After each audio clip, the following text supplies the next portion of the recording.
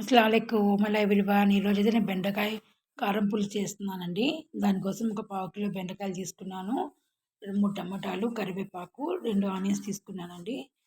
ఉప్పు, 2 స్పూన్లు ధనియాల పొడి, 2 స్పూన్ల మిరప్పొడి, పసుపు, ఆవాలు, జీలకర్ర, హోమ్మేడ్ అల్లం వెల్లుల్లి పేస్ట్ అండి. చింతపండు నానబెట్టుకున్నానండి ఒక ఎర్రగడ్డ సైజ్ అంతా.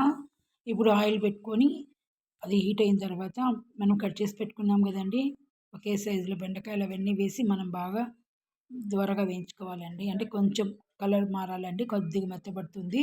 అలా చేయడం వల్ల మనకు గ్రేవీలో వేసిన తర్వాత కూడా అది బంక అనేది తెలియదండి. చాలామంది ఇలా వేయించకుండా వేస్తారు, అందుకు చాలామంది తినరు. బెండకాయ అనేది ఇష్టపడరండి చాలామంది. కాకపోతే మీరు ఈ విధంగా చేసి చూడండి, తినని వాళ్ళు కూడా చాలా బాగా తింటారండి. చాలా బాగా టేస్ట్గా ఉంటుంది. ఈ విధంగా ఫ్రై చేసిన తర్వాత మనం ఒక ప్లేట్లో తీసుకుందామండి. చూడండి, ఈ విధంగా ఫ్రై అయితే చాలండి. అదే దాంట్లో ఒక చెంచా ఇంకొక ఆయిల్ వేసానండి. కొద్దిగా తక్కువ అనిపించింది. ఆవాలు, జీలకర్ర వేసాను. చిటపటలాడుతున్నప్పుడే కరివేపాకు వేసుకున్నానండి. కొంచెము కరివేపాకు వేసిన తర్వాత ఆనియన్స్ వేసుకోవాలండి. సన్నగా తిరిగి పెట్టుకున్నాం కదా 2 ఆనియన్స్, చూడండి అవి వేసుకోవాలి. అవి వేసుకొని మనము బాగా ఎర్రగా ఫ్రై చేయాల్సిన అవసరం లేదండి. ఒక 75% వేగితే చాలండి. గ్రేవీ కదా, కొంచెం దీంతోనే థిక్నెస్ వస్తుంది. దీంట్లో మనం ఏం కొబ్బరి ఏమి యాడ్ చేయడం లేదు కాబట్టి. పాతకాలం వాళ్ళైతే కొబ్బరి ఖచ్చితంగా వేస్తూ ఉన్నారు. మా అమ్మ వాళ్ళు కూడా ప్రతి ఒక్క మసాలా కూర అంటే కొబ్బరి వేస్తూ ఉన్నారు. ఇప్పుడు వేయడం లేదు చాలామంది. కానీ ఈ విధంగా చేసి చూడండి, మీలో చాలామందికి నచ్చుతుంది. తినే వాళ్ళు కూడా బాగా తింటారండి. ఈ విధంగా ఫ్రై చేసుకోండి. ఆనియన్స్ మీడియంలోనే పెట్టుకోండి, హైలో పెట్టుకుంటే మాడిపోతాయండి. చూడండి, ఈ విధంగా వేయితే చాలండి.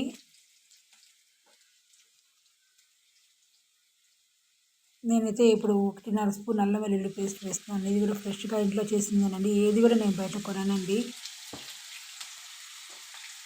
అన్ని ఇంట్లోనే చేస్తానండి నేను. చూడండి, మొత్తం మనం పచ్చివాసన పోయేంత వరకు అల్లం వెల్లుల్లి పేస్ట్ ఆనియన్స్తో పాటు నూనెలో బాగా మనం ఫ్రై చేసుకోవాలి. సిమ్లో పెట్టుకోండి, హైలో పెట్టుకోవద్దండి.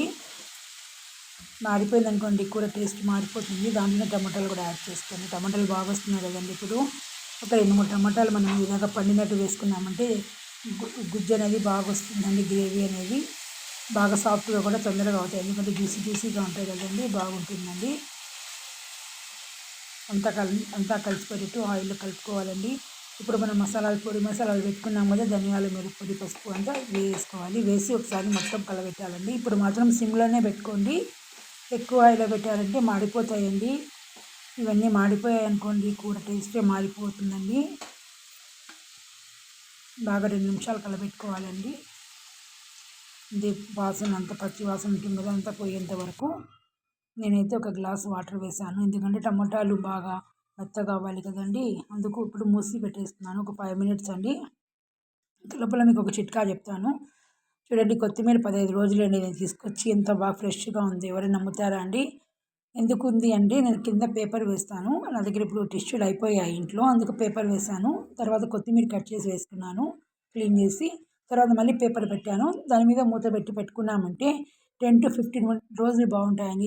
అలాగే కరివేపాకు కూడా మొత్తం కొమ్మ నుంచి కరివేపాకుని వేరు చేయొద్దండి. చూడండి, ఈ విధంగా తుంచుకొని మనము పెట్టుకున్నామంటే ఇది కూడా 15 రోజులు అయిందండి తీసుకొచ్చి, ఇంకా ఫ్రెష్గానే ఉంది. చూడండి, మనం కడుక్కొని వేసుకోవడానికి కూడా ఈజీగా ఉంటుంది. మనం ఇలాగే పెట్టుకున్నామంటే దానికి లైఫ్ అనేది చాలా ఎక్కువ రోజులు వస్తుంది. దీన్ని కూడా అలాగే అండి, కింద టిష్యూ వేయండి, కరివేపాకు పెట్టేసి తర్వాత పైన టిష్యూ పెట్టేసి మనం స్టోరేజ్ చేసుకున్నామంటే 15 రోజుల వరకు మనకు కొత్తిమీర, కరివేపాకు అనేది లోటు ఉండదండి ఇంట్లో. చూడండి, నేను అది చూపించే లోపల మీకు ఎంత బాగా టమాటాలు అనేవి ఉడికిపోయాయండి. ఆయిల్ కూడా బాగా సెపరేట్ అయిపోయింది. ఇప్పుడు ఒక గ్లాసు చింతపండు రసం పోస్తున్నానండి. అలాగే ఒక హాఫ్ గ్లాస్ వాటర్ కూడా యాడ్ చేస్తున్నాను, ఎందుకంటే గ్రేవీ కొంచెం తిక్కగా కావాలనే వాళ్ళు, కొంచెము పలుచగా కావాలనే వాళ్ళు ఉంటారు కదండి. మీకు టేస్ట్ తగ్గట్టు వేసుకోండి. కారం కూడా మేము కొద్దిగా ఎక్కువే తింటాము, మీ టేస్ట్కి తగ్గట్టు వేసుకోండి కారం కూడా. ఒక గరం మసాలా అండి, ఇది కూడా హోమ్మేడేనండి.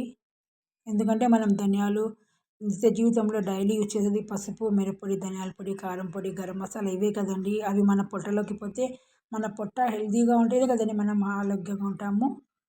మనకు ఎంత డబ్బులున్నా ఏమున్నా హెల్త్ లేకపోతే ఏం చేయలేము కదండి.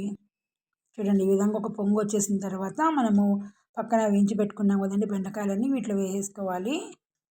ఒక 5-10 మినిట్స్ ఉడికితే చాలండి. మీకు తెలిసిపోతుంది ఆయిల్ సపరేట్ అయిపోతుంది. మీకు ఎంత చిక్కగా కావాలో కూర అనేది చూసుకోవచ్చు. దాంట్లో కొత్తిమీర వేస్తున్నాను చూడండి ఎంత ఫ్రెష్‌గా ఉందో కొత్తిమీర. మొత్తం ఒకసారి కలుపుకొని లిడ్ పెట్టి మనం ఒక 5-10 మినిట్స్ ఉడికించుకుంటే చాలండి. యమ్మీ యమ్మీ టేస్ట్ ఉంటుందండి. ఈ విధంగా ట్రై చేయండి. తినని వాళ్ళు కూడా తింటారు. నా ఛానల్ చూస్తూ ఉన్నారు కానీ సబ్స్క్రైబ్ చేసుకోవడం లేదు. మీరందరూ నాకు మోటివేట్ చేస్తే కదండీ. చూస్తున్న వాళ్ళు ప్రతి ఒక్కరు సబ్స్క్రైబ్ చేసుకోండి, లైక్ చేయండి, షేర్ చేయండి. ఈ విధంగా చేసుకొని ఒక 10 మినిట్స్ ఉడికించుకున్నామంటే చూడండి గ్రేవీ అనేది ఏ విధంగా తయారైందో. పక్కన చూడండి మొత్తం ఆయిల్ రిలీజ్ అయిపోయింది. ఈ విధంగా చేసుకుంటే చాలా యమ్మీగా ఉంటుందండి బెండకాయ కర్రీ. తినని వాళ్ళు కూడా తింటారండి. చాలా చాలా చాలా టేస్ట్ ఉంటుందండి. చూడండి ఎంత బాగా వచ్చిందో. ఎంత బాగుందంటే కొద్దిగా లైటింగ్ తక్కువ ఉంది. మీకు కనిపిస్తుందో లేదో. Thank you for watching.